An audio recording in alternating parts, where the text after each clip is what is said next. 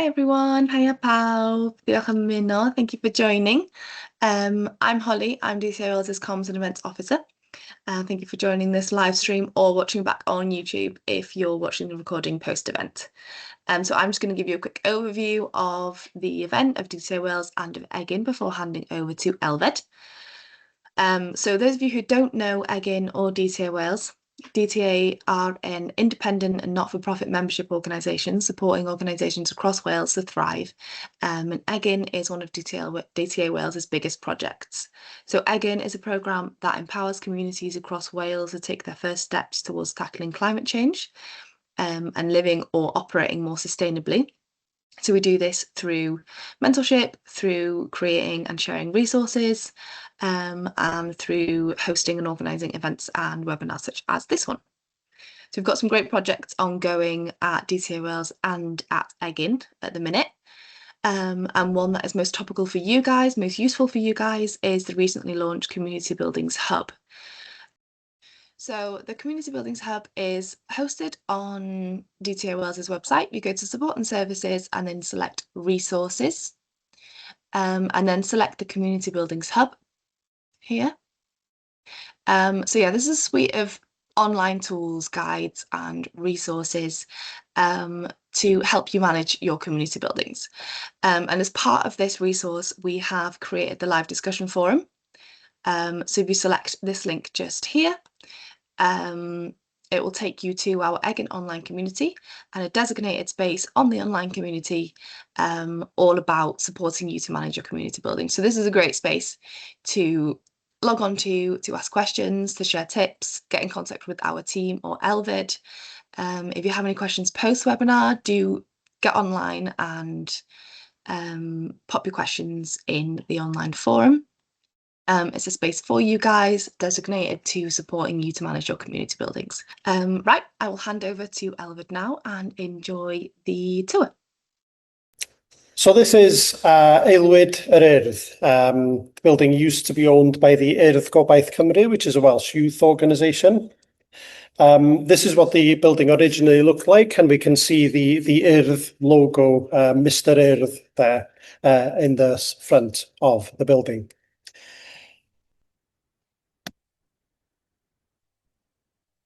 Why isn't this working? Okay. Blaenau Ffestiniog was it was named part of the North West Wales UNESCO World Heritage Site back in 2021.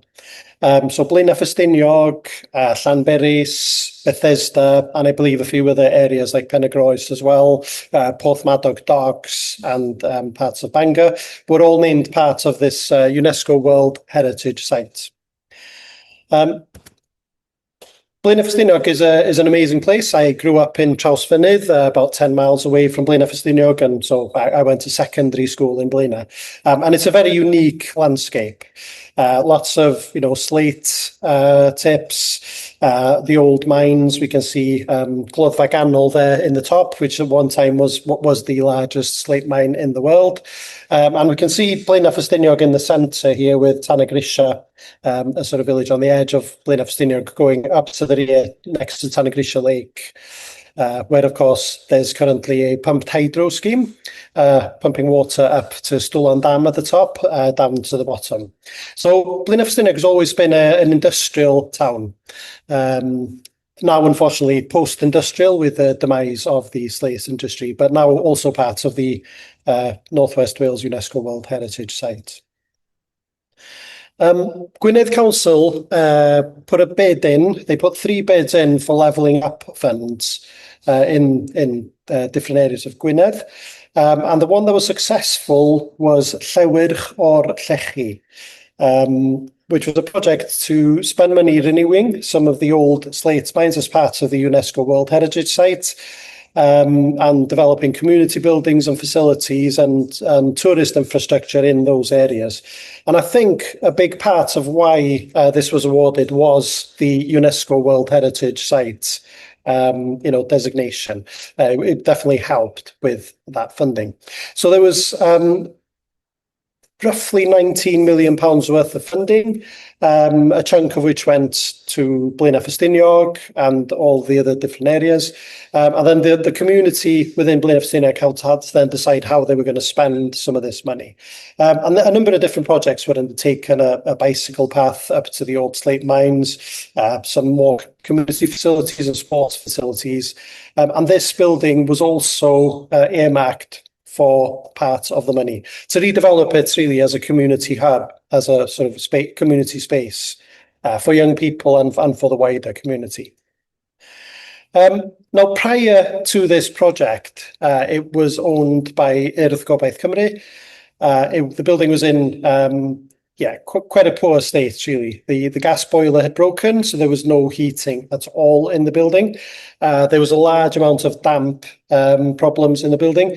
There used to be a wooden floor, sort of tongue and groove planks joined together, and the building was so damp that literally the whole floor raised up.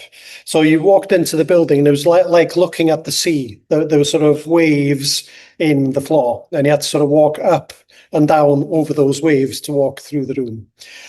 The toilet block was terrible. It was dank and dingy, and nobody would ever want to use the toilet. It was awful. And the building itself as well needed a bit of TLC. You know, there were security wire guards on the outside, which made the building look visually quite unappealing.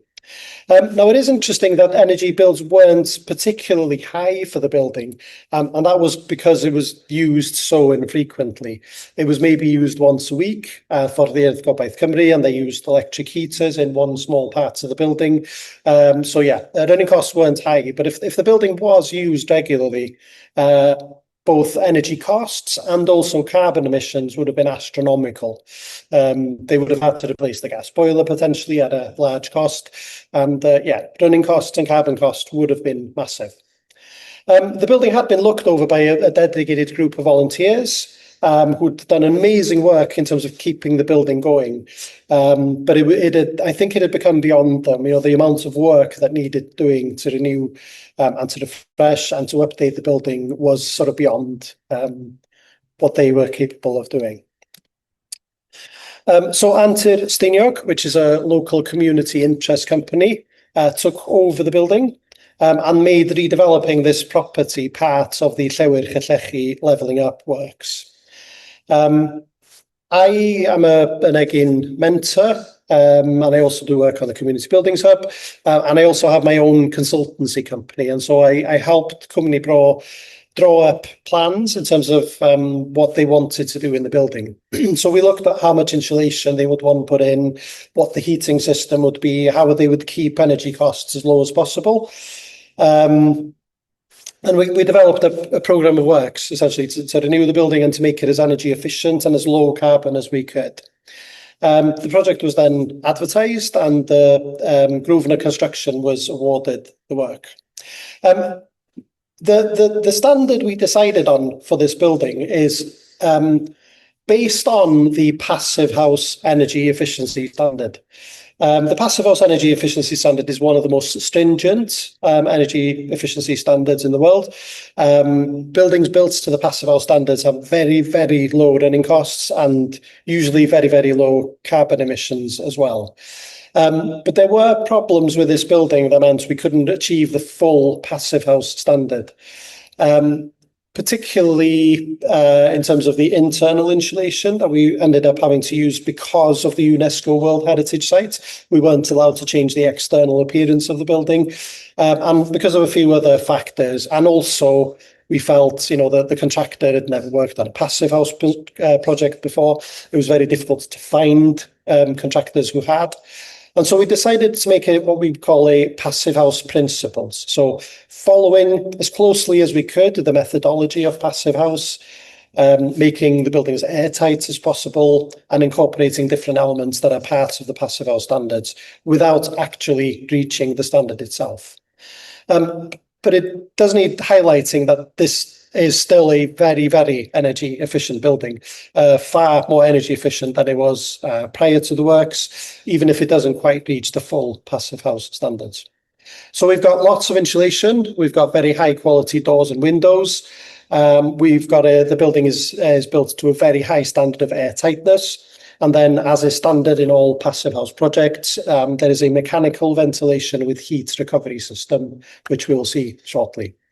And then we also provided low carbon heating for the property via heat pumps, air-to-air heat pumps. Lastly, solar panels and EV charging points were also installed on the outside of the building. So here's just a before picture, once again, of the outside of the building. So we can see here the security grills and just the appearance of the building looks a little bit run down. This porch at the front was eventually demolished. It was something that had been thrown up in the past, 40, 50 years out of brick of reasonably low quality. It was replaced with a new porch. The interior of the building was then stripped back to the shell, essentially. So all of the internal partitions, walls, doors, everything were taken away, and the toilet block was demolished as well. The roof was completely stripped away, and it was re-slated with solar panels on one side. This is just a picture of the roof being relaid, and we can see pictures there of the solar panels on the southwestern side of the building. So this will produce solar mainly in the sort of afternoon and into early evening.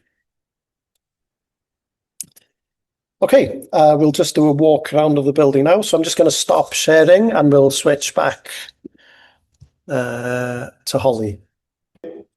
Okay, so the picture we just seen of the building as it was sort of stripped back. So this new wall here with glass, if you sort of removed that, that's what you would have seen in that picture of the building being stripped on the inside. So we've essentially rebuilt it and redone the inside as well. I just want to start off with the walls. So what we have behind these walls is about 100 millimeters of wood fiber insulation. So a renewable material, totally biodegradable. So at the end of its life, it can be stripped out and thrown on a waste tip. Sorry, forget that you're there. You can be stripped back, put in a waste tip if we want to dispose of it, and it's fully biodegradable.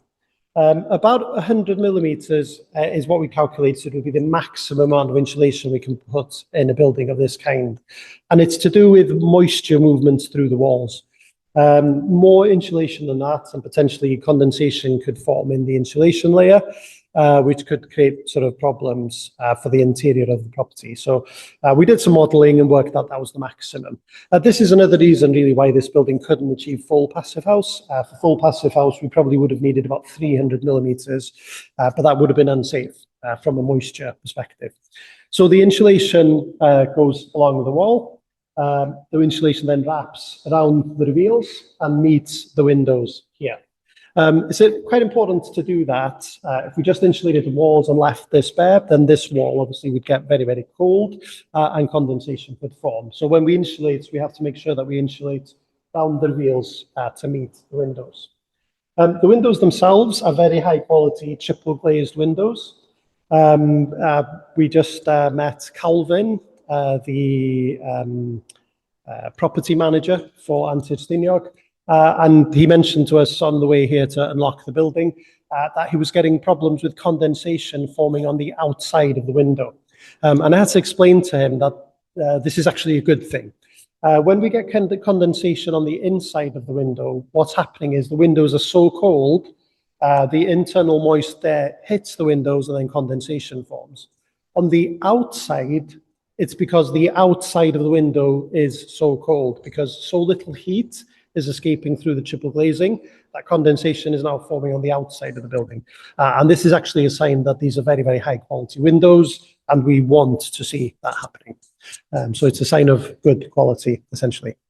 So underneath this, underneath the floor, I believe there's 250 millimeters of insulation, so stopping heat from escaping out through the floor. In the roof, there's again 250, I think it's actually 220 millimeters, because that's the maximum we could put into the space up there. of insulation. So the idea with this now is that the whole building is wrapped in insulation. The insulation of the roof meets the insulation in the wall. The insulation in the wall meets the insulation below the floor, wrapping the building completely in insulation, keeping all of that heat in. And then the windows and the doors are high quality, and they also are part of keeping all of the heat in. So it's kind of like wearing a very, very warm jacket. No heat can escape, and it keeps us nice and warm. But in this case, the building is nice and warm. And then in terms of the heating system, what we have are these 4 air conditioning units. So these are what we call air-to-air heat pumps. So there's an outside unit which extracts heat from the outside air, moves it into the building, and then pumps out hot or cold air into the building.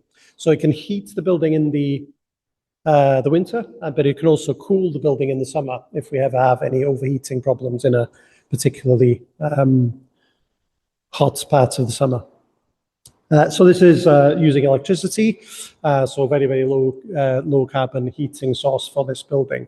When we came in here, the building hadn't been used in a few days, so the heating system was off. It was reasonably cold. Within a very, very short amount of time of putting the heating system on, the building was up to temperature. It was nice and warm here fairly quickly. Okay, we'll just walk over to this end of the building.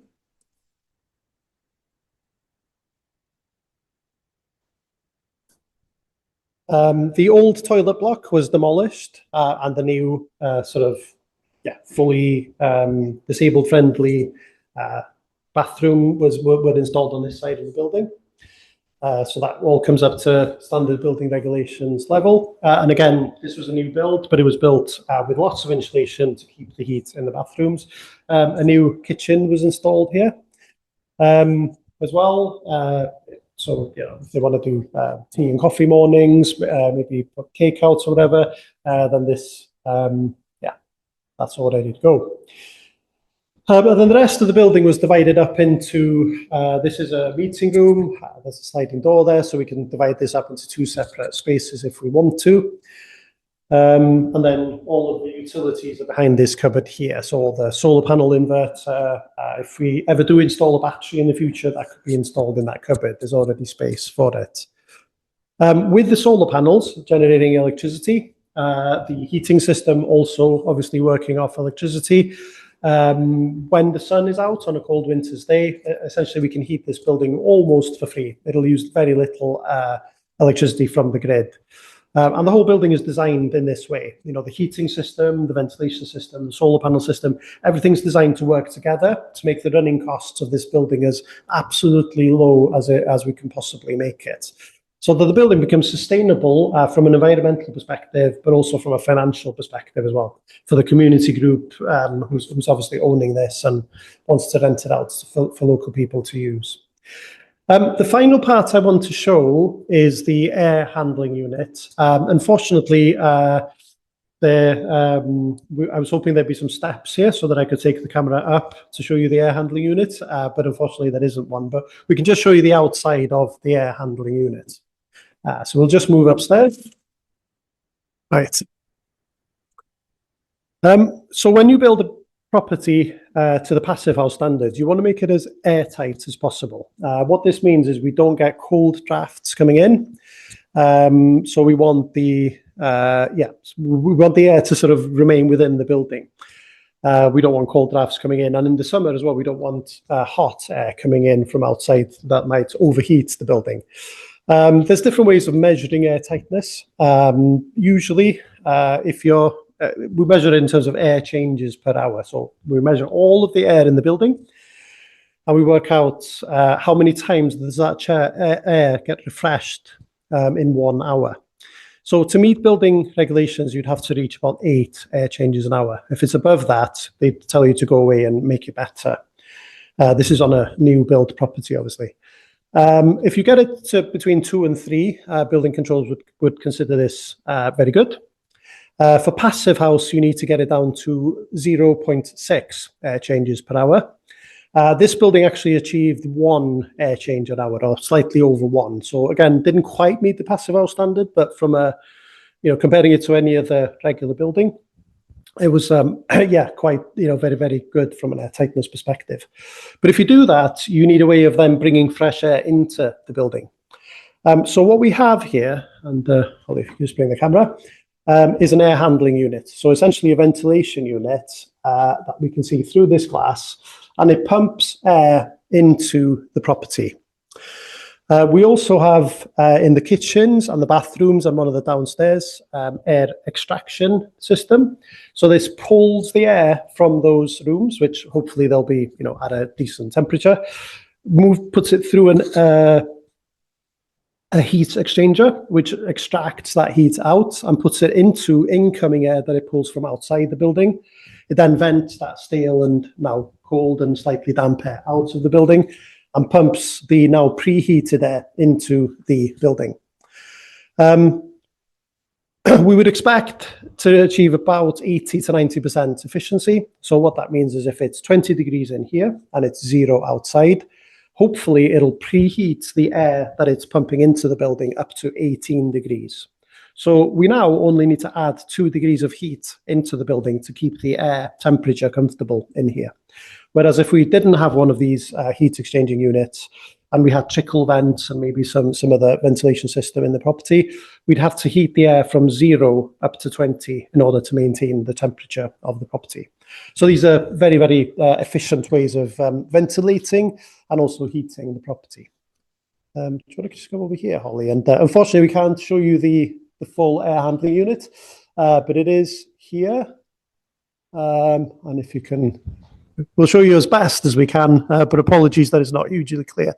But up in this attic void, there's quite large, it's about sort of 6 foot wide by about 8 foot long by about 2 foot deep air handling units with fans that are pulling air in and extracting air out of the toilets and the bathrooms, and then expelling that sort of damp, stale air out of the property while retaining the heat. So the heat exchanger and everything is up in the attic void there. But apologies that we can't take you up there to see it. We'll just move back downstairs, I think. We can see as well, there are some small electric radiators in different parts of the building where the air handling units would maybe struggle to sort of bring heat in. So in this corridor, which is next to one of the outside entrances, we can sort of preheat this space or even keep it warm with a little electric heater if people are coming in and out, maybe a bunch of kids coming in for a youth club or whatever. We can keep just this space clean. Right. Okay. And now we're back in the main hall. One other feature of this, which I want to show, is you might have to go back a little bit, Holly. Can you see the fan up there? So one problem with a building like this, with quite a high ceiling, is that obviously we're pumping heat down here to ground level, but heat wants to rise. It wants to go up there. So what can tend to happen is all of the heat goes up to the roof, and then you have to heat all of the air all of the way down before it sort of reaches us here, keeping us warm. So what that fan over there does, it actually blows and sort of moves the air in this building around so that it maintains an even sort of 20 degrees from ground level all the way up to the top. Those sort of fans can knock 10 to 20% off of heating bills on properties like this with very high ceilings. So yeah, there's lots of sort of little touches like that in the building, all to make it as energy efficient as we possibly can. Okay, I think that's pretty much it. We were going to show you some bits outside, but unfortunately, because of the internet connection that we've got, we just tested it, and as soon as we go and show you the outside bits, unfortunately, the connection drops. So I think we'll finish the presentation there. We had a question that came in. Thanks for doing the walking tour. It was already clear. Jane asked, what happens if people are kind of coming and going? So if you've got that kind of higher usage of buildings, the building, and people are coming in and out, leaving doors open, that kind of thing, how does the systems respond to that? Yeah, passive houses are quite interesting in that because they're so airtight. If you've got a normal house and you open the front door and you feel that sort of draft of cold air coming in, what's actually happening is the air is moving through your house and it's escaping, the hot air is escaping out, maybe through the roof or maybe through sort of gaps in the upstairs. It's actually drawing the air in. But passive houses are, because they're so airtight, you don't get that movement. So you open a door, but there's nothing drawing the air in. So you do get a little bit of mixing, but much less than you would in a normal house. I happen to live in a passive house, and I can leave my front door open on a cold day for 10, 15 minutes, and eventually the front corridor or the porch will get cold, but it takes a long time because the air literally has to mix at the door. It doesn't get pulled in like it would in a normal house. So it'll be better. But obviously, if you've got a bunch of people coming in one end and a bunch of people opening a door that end, then that will sort of draw air through. So it's just about using the building sensibly and, sort of people being aware that, although it's a very low energy building, keep windows closed, in winter, don't leave the door open when it's cold outside, just sort of common sense stuff, really. So it would work, but we wouldn't get the savings. The reason why I ask is that we have a community-owned pub. So you can imagine people are in and out and in and out. And if there's children, it happens all the time. So I noticed that you had that area that had the little radiator. Yeah. So would a passive house create a lobby, an airlock type of thing for people to come in? Yeah, sort of. It's because the air is not being pulled in the same way as it would in a traditional building. The air will mix there. So if you left the door open for 15 minutes, the temperature will start to cool. Whereas if this wasn't a passive house, if you left the door open within about 30 seconds, that space is going to be cold. So it does sort of make that problem a lot smaller than it would be in a normal building. Yeah. But it's because it's been made so airtight. And then it's because of the air handling units. Then you make it that airtight, you must have the air handling units to ventilate the property. Brilliant, thank you. No problem. I forgot to mention budgets as well. Apologies for that. So they spent roughly £600,000 on this property in total. And obviously, with the levelling up, the money was there as a package, so they didn't have to, find half a dozen different grants to sort of piece together to do this. So that's definitely easier than a lot of other projects, which might have to look for lots of little pots of cash. How long did it take? How long was the building unavailable for? It took about a year. Yeah. It was supposed to take a lot less. It was supposed to take 7 or 8 months, but unfortunately, just because of usual stuff, you start on a building and you find new problems that you weren't aware of, and I think there was some slight issues with availability of the contractors at one point as well, and then I think there was also an issue with connecting up to the sewers. Oh, okay. That took a lot longer than it should have done. So. But would the sewers have been part of the passive house innovation, or is it just an upgrade to the building generally? It was just because of the bathrooms. We had to demolish the old block. Oh, understood. There was an issue with levels. There wasn't really enough of a drop down to where the drains were before. So I think they had to re-engineer it. And then because of that, they had to reconnect. And then they had to get Welsh Water approval. And all of that just took longer than it should have done. Okay, thank you. No problem. Also, now that work's done and paid for, what would you estimate, one, around like annual maintenance costs for the equipment? And then also I wondered about kind of lifespan as well. Obviously that's a significant capital investment. How long is that expected to last? Yeah.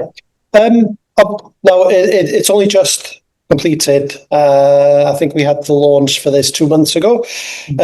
So we don't yet have an idea of the annual running cost of this, but after this winter, we'll obviously have that. The air conditioning units will need an annual service, or strictly speaking, you don't have to. I've recommended that they do, because if you do service things annually, the equipment will last a lot longer. And I do energy surveys for the Egin project and for other organisations. And one of the most common things I see is, where these have been installed, people complain that they don't work properly, and I take the cover off and there's absolutely caked with dust on the inside, which means it's not throwing out as much heat as it should be. And also the motors are working a lot harder, and so they're not going to last as long. So getting it serviced annually will avoid those sort of problems. I don't know offhand what it would cost. I would expect it would be similar to if you were servicing an oil or a gas boiler, maybe £200-300, maybe for a technician to be here for half a day, just to clean the filters, to check that the system's good, to check that the pressure of the refrigerant's correct. For the air handling unit, as part of my work, I do that. I'm not the one who installed this because because I was on the consultancy side, I didn't want to be involved as an installer. But I would think this, you need to change the filters twice a year. The filters probably cost £40 or £50, and then you get it serviced at least every 2 years. And that would have a similar cost to servicing an oil or a gas boiler, maybe £200 to £300. And what they would take there is they'd take the heat exchanger core out, they'd hose it down, sort of clear any debris, make sure that it's all good, just check the fans, check the sensors, check everything's working as it needs to be. But they're really simple systems. There's just a couple of fans and some control hardware. There's not a lot to go wrong in them, really. I'd expect that to last, 10, 20 years comfortably. And even when it reaches end of life, I'm pretty sure you can just pull the fans out and put new ones in. So there's no real reason why that couldn't be there for a very, very long time. And I hope it does, because it's massive. So pulling it out of the building would be a problem. Yeah. Lovely, thank you. Matthew had put a comment in just saying that the sort of tour and demonstration is really helpful, and it made me think about, I know in the resources that you've got on the, or that we have on the community buildings hub, you talk about behaviour change. And so, installing this new equipment, how have you seen the behaviour use of the building change, and how significant has that been? Yeah, it's reasonably new. And so, they're still working some of these out. I know they had some sort of music event in here, and the acoustics weren't quite what they wanted it. So they want to put up some audio, sort of some panels on the roof to stop it being quite so echoey. So there'll be sort of teething problems like that. And the first thing they did, which was really nice, is they asked, if we do that, is it going to affect any of the, the air conditioning units or any of the energy efficiency measures? So the customers are very, very focused on keeping running costs low and keeping carbon emissions low. It's sort of part of their mission for what they're doing in Blaenau Ffestiniog. So they're really quite on board with that. Again, they've got a control system, which I believe it works online. So the building manager can make sure the heating's on, make sure the heating's turned off. More than that, I'm not sure. I think it'll have to be a gradual process of, making sure people are aware that lights need to be turned off, educating them if they leave them on. So I think that'll be an ongoing process. I do have, by the way, a few slides on the building hub, which I'll show at the very end. But I'll just point out where some of those materials are in the buildings hub. Super. Okay. Yeah, we can move on to that. But I think Adrian had said that he spent I think it was Tuesday and Friday there as a sort of a younger person, and it's nice to see how the building's changed. Obviously, you've said it's very new. How is your perception of being? You described at the beginning that usage of the building was very low. It sounds like that's really changing now.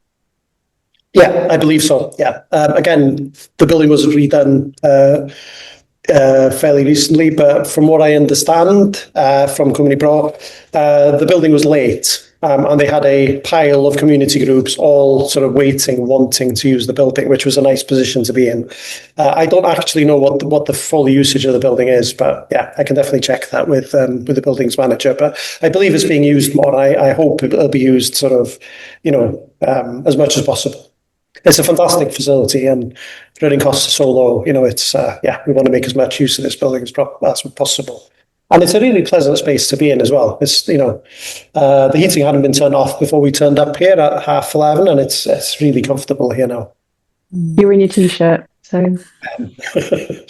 Just a question on the budget. I mean, obviously, our building's very old. It's an old pub. Usual things, stone walls. Once you start, obviously you've drawn down your funding. Once you start the project, clearly that's when all the gotchas all arrive. You can predict some of them and you can survey some of them. Did you find any of that? Did you, as you started to move the project forward, obviously with your set budget, and then you might find something that you hadn't expected, like a well under the floor or something like that. How would that be coped with? How would you deal with that? I wasn't that involved on the financial side. I was in some of those meetings. There was a contingency that they put for, stuff we wouldn't know until we started. Yeah. I believe they did spend slightly more than they wanted to, but it wasn't a huge amount. Yeah. One of the advantages of doing a building, like this to a reasonably high standard is that, the sorts of things that can go wrong, if you've already spec'd the building reasonably high to begin with, you've probably captured a good chunk of those costs. A lot of the time, the surprises you get is where you've got such a tight budget. Yeah. And, you're sort of having to sort of take things away, if you like, to sort of fit within the budget that you've got. So it was an unusual project in that respect. But yeah, I think it was a combination of already specifying things to a high standard and having that contingency there as well. Okay, thank you. Oh, that's all the questions that we had. If anybody has any more as we kind of move towards the end of the session, do add them. And if we don't have time here, as Holly was describing, we do have the kind of forum functionality within the Egin online community, and we can kind of continue to discuss sort of issues, costings, all of that there. So we can kind of move the chat over to there. Yeah, thank you. I do have a few slides as well that I just want to share just on the Building Hub.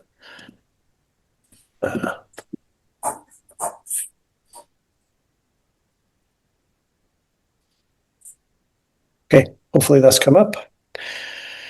So just on the Community Buildings Hub, these materials are there sort of freely available. Just Google DTA Wales Community Buildings Hub. The information then is divided into 3 separate sections: foundations, intermediate and technical. Within the technical one, it's some very basic, the foundation level, some basic information about, small steps you can take, behaviour change that can sort of reduce bills without having to spend a lot of money, the importance of maintaining the buildings and where to find grants. There's a big list of grant funding organisations and different, places you can go searching for grants. So that's a good place to start, just to give you some beginner some foundational information to sort of get you going. When we move into the intermediate section, the building interventions, we'll discuss a little bit, about insulation, different things you can do to your building. Moisture in buildings is really good if you have a building that has damp problems, so different things you can do to sort of limit some of those problems. How solar panels work, how they reduce your bills, different ways you can calculate how much your carbon emissions currently are. A lot of grants will want to know, how much energy you're saving, how much carbon you're saving by some of the interventions that you're making, particularly the energy efficiency ones. So there's some information there that'll get you started on that sort of journey to reduce carbons in your properties. And then as we move into the more technical section, this is information that really explains, how insulation works, how to work out how much money insulating your building will save you, how much carbon as well, insulating your building will save. And different methods of insulating your building. Now, if you read through that section, it is important to note that, you're not going to be an expert on insulation. And so I'd still recommend that you go to, maybe a surveyor or an architect or someone to sort of help you, but it'll at least give you the right questions to ask and the some knowledge to sort of help you as you start having those conversations. And then stuff about the windows and doors, how to make sure that the windows and doors that you install are as high quality as possible and reduce energy loss. The ventilation section has information about, the air handling unit, and also other techniques for ventilating a building as well, like trickle vents, sort of extraction vents, mechanical extract vents, that sort of thing. So some background information that you can use to sort of help decide on your ventilation approach. And then different heating systems, from oil and gas boilers, and what the sort of carbon emissions would be from those, and how to reduce them if you are sort of staying on gas or oil, to heat pumps and direct electric, infrared, all the different options that you have for your heating systems. So all of the things that we've seen in this sort of walkthrough, there's sort of more information and more detailed information available for you there in the technical section of the Community Buildings Hub. And then I just wanted to point out that we do have a Q&A session on the 11th of December, same time slots, 12 till 1 p.m. So if you do have a community building and you're thinking about doing maybe something similar to this, or maybe some other interventions, if you want to come along, ask, sort of explain to us what you're trying to do, we can sort of give you some pointers to some of the materials in the Community Buildings Hub, or there might be other community groups there that may already have done some of the steps that you're thinking of doing, and they can sort of say how it's worked out for them, what effect it's had on their buildings. We will also have some more dates coming up in January, February, March, all the way through next year as well. So do look out for those in your email boxes and on social media. And if you haven't signed up for the DTA Wales mailing list, then please do, and then you'll get those directed to your inbox. I think that's all those slides. Thank you. Thanks so much, Aelwyd. There was just one thing I was thinking whilst you were speaking, just to flag. Just as DTA Wales, we have also been looking at bringing on a new service for members. So around capital developments, they can be quite significant kind of VAT and tax implications. So it's not quite there yet, but I just wanted to flag that probably in the new year, we'll be announcing a new service for members where you can get free advice on specifically kind of tax and VAT. I know that can sometimes be complicated for not-for-profit organisations who aren't constituted as a charity. So that's not there yet. But as Aelwyd said, do stay in touch with us, and we'll be announcing more about that kind of in the new year. Lovely, diolch yn fawr, Aelwyd. Thank you so much. Hopefully this has been a useful session to everyone that's attended today. And if you're watching back on YouTube, then hopefully you have enjoyed and it's been useful to you. Please do share this far and wide or with anyone that you think might benefit from watching this session back. Keep an eye out on our website for upcoming events in the new year.